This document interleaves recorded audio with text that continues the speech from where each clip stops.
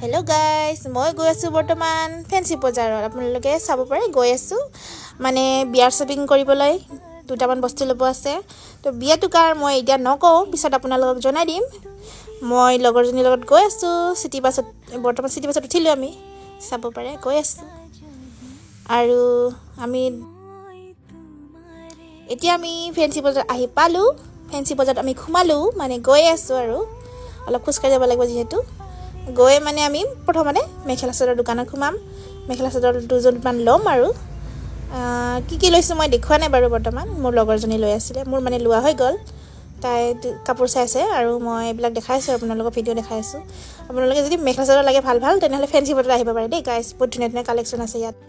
মই পিছে বহুতকেইটা দোকানতে সোমালোঁ, বহুত ধুনীয়া ধুনীয়া কালেকশ্যন আছে। কিন্তু দুখনমান দোকানৰ পৰাহে ল'লোঁ, কিন্তু ধুনীয়া ধুনীয়া কালেকশ্যন পোৱা যায়। তো গাইজ, এয়া আহি গ'ল ট্ৰেইন। আমি এতিয়া বৰ্তমান ঘৰত যাম। তো ৰাস্তা পাৰ হ'ব লাগে, ট্ৰেইন আহি গৈছে, ৰখি দিলোঁ। পূৰা জাম লাগি গৈছে আৰু এতিয়া বাই বাই। আজিলৈ ভিডিঅ'টো ইমানতে সামৰিছোঁ, ধন্যবাদ।